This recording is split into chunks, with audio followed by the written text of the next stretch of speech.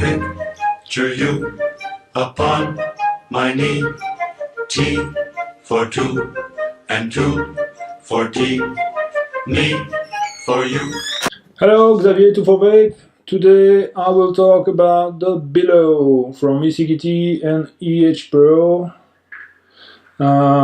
It's made actually by Eciggity in cooperation with EHPRO. It's a tank, the same vein as the Orchid or the K-Fan, the 3.1 I mean. It's a tank with 5 ml capacity, adjustable airflow, an adjustable 510 connector too. What are the pros and the cons of this atomizer? The pros, it's really tasteful. It's a really good taste on this. A bit less than an Orchid, but there's a small kit, a nano kit, which reduces the 5 ml capacity to 2.5 and lose 1 centimeter, 10 millimeter here of height, and it could give a better flavor. It's really easy to build and to wick. There's a kind of juice control when you adjust the height of the bell here, the atomizing chamber. The great capacity. There's a glass tank for tank record juice. There's flow adjusting, and it doesn't leak when it's well built.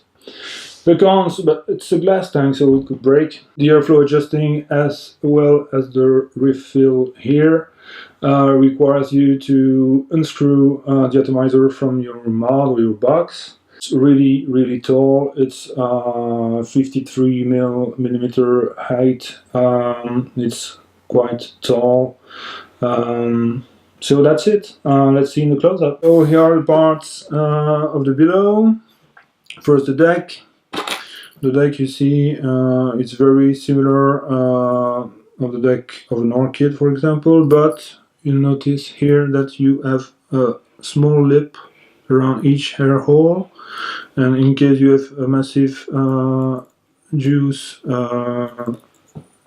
quantity that goes through the channel to the deck, it gives a bit of a security margin here, so it avoids leakage. Here we see the adjustable 510 connector, which is made of copper. 2 screws to adjust the airflow, 1 for each air hole, and the refill screw here. You notice too that this is the bell, the vaporizing chamber. You can either fully close it or slightly open it to have more juice that comes to your vaporizing chamber. The glass tank, which is perfectly safe, no edges that could harm you. It's really great. And you screw that part and you see the bell is closed, but I can reopen it slightly, more so if I screw it first on the top part. So now we are going to wick it using here rayon. The idea is to wick it until your fiber comes just above the channels on each side of the coil. The same for the other one. You don't have to put some wicking fiber inside the channels. It's not necessary. You'll see how just right now.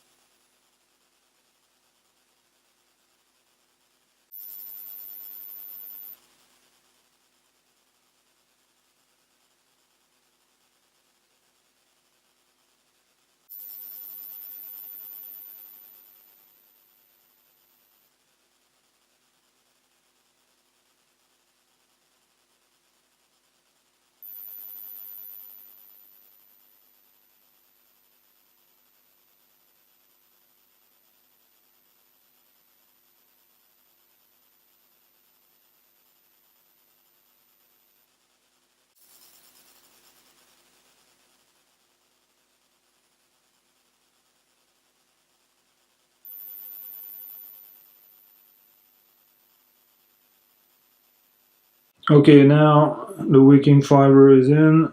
We are going to fill it up.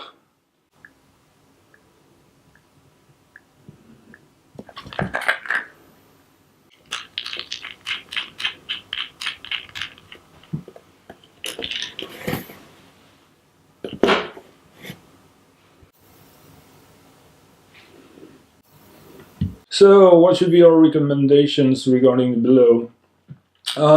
First, we advise you to build it in dual coil setup because it gives better flavors than single coil.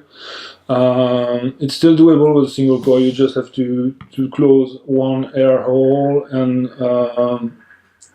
fill the channels for the juice with some wick, and that's it. But best flavor, it's in dual coil setup. Best too with a good wicking fiber, thinking about the Japanese cotton or the rayon. It's very good on this atomizer. Two, when in dual coil setup, it eats up quite the juice quite fast. So if you go for a day, go out for a day, take the juice with you to be able to refill the Billow.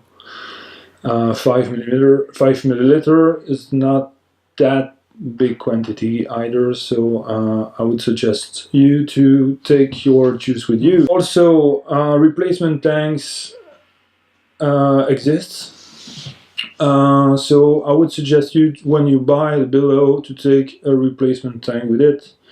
It would be a pity to break the tank and not having a spare one readily available. So take a spare tank too. And for those of you who are considering the purchase of a Typhoon GT, or GT2, or a Squay preloaded,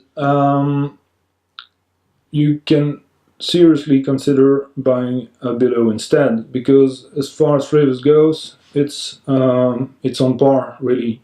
It takes high wattage.